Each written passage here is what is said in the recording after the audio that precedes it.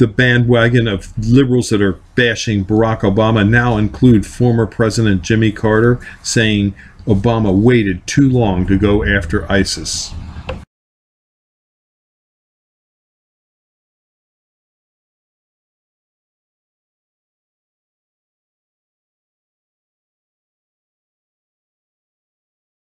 So by not leaving U.S. troops in Iraq, President Obama committed a colossal blunder. Did he not?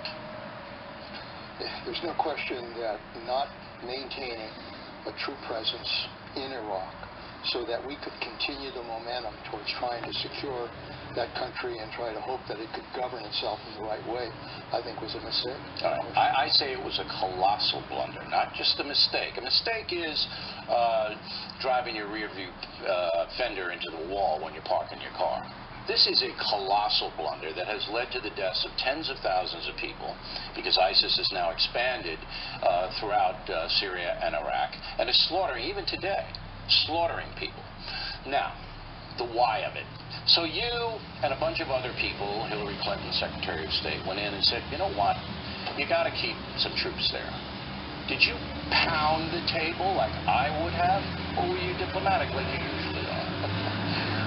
Well, I think we made a very strong case that we wanted to at least 10,000. And you looked him in the eye and said, I, Leon Panetta, Secretary of Defense, and I'm assuming Mrs. Clinton did the same thing. I, Hillary Clinton, Secretary of State, and I'm assuming the CIA did the same thing. Exactly. All three of you looked Barack Obama in the eye, like I'm looking you in the eye right now, and said, you have to keep forces there.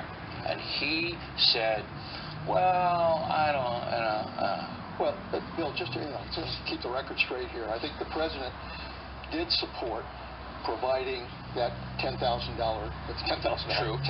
troop presence in Iraq, and supported CIA operations, supported the diplomatic operations that we wanted to continue. The real issue was, how hard did he fight? He didn't fight hard at all to make it happen. That's the He didn't do anything. Maliki said, because Maliki is being threatened by the Iranians, as you know. The Iranians didn't want the force in there, did they? No. The Iranians were trying to influence Maliki. Right. So Maliki folded to the Iranians, and Obama didn't say, we're keeping those guys in. Because Maliki couldn't have gotten them out. And so, all right. Someone did a survey this week. They counted up the number of hours that Obama has been playing golf since he was president. It was about 850 hours if you base it on a 5-hour round. More than the time he spent in his intelligence He briefings. attended 42% of his daily intelligence briefings. Total hours of that, 650 or something. So he's actually spent 200 more hours whacking a golf ball than attending his daily briefings. Now, it's not as simplistic as that. Obviously, he would get other briefings. But it sent such terrible imagery to me. Horrible. And I basically have always been reasonably supportive of it. What the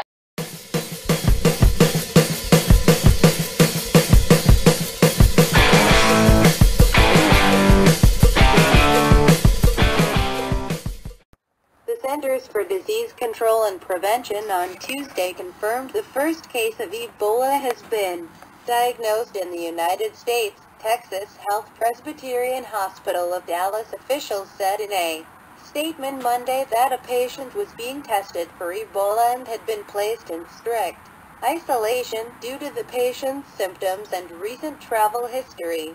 No further details are available. Ticks are among the most dangerous parasites that can attack both you and your dog.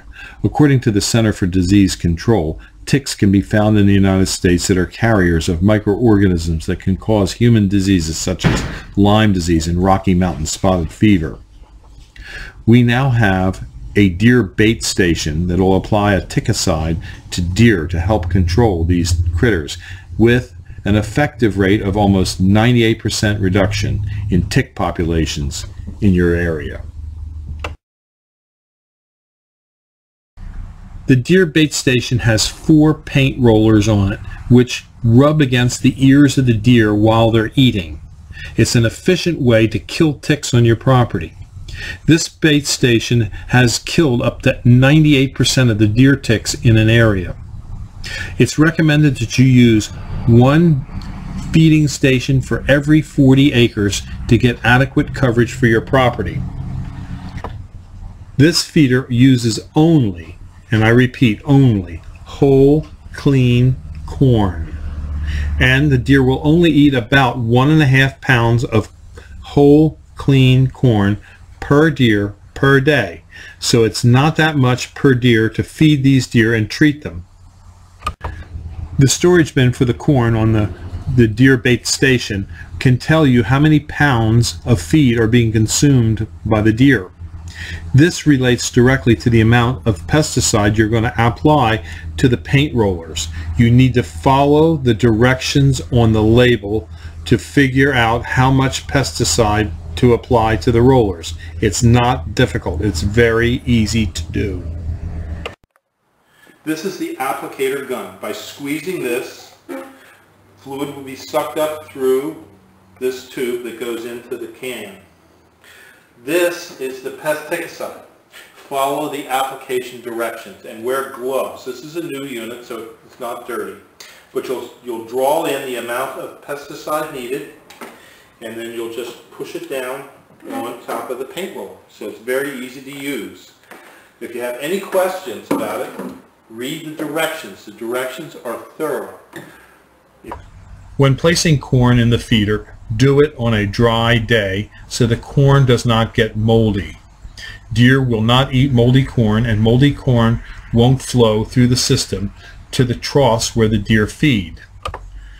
We like to keep track of the amount of corn that is consumed, because with the knowledge of the amount of corn consumed, we can figure out, using our pesticide label, how much pesticide to add to the paint rollers. Also, we like to make sure that in the trough where the deer feed, there isn't much corn.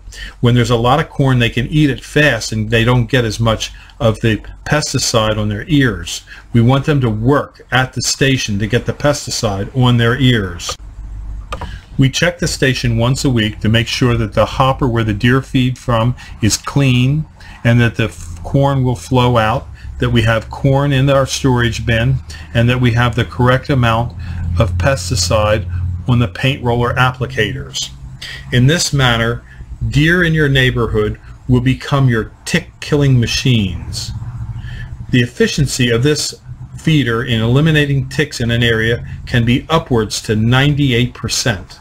A 98% reduction in ticks will mean that your likelihood of catching the Lyme disease will dramatically go down.